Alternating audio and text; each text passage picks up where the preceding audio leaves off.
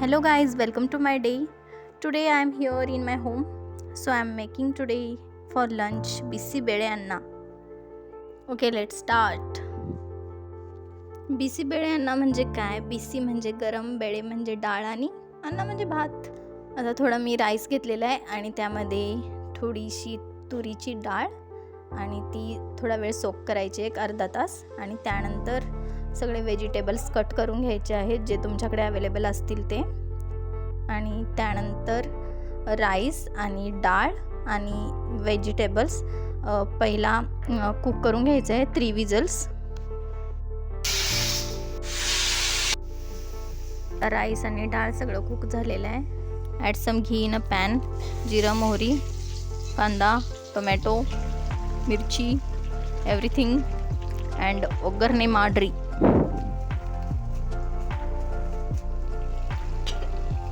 इंचेचा पोळ आणि धने जिरे पावडर, हळद, तिखट, मीठ सगळं घालायचं.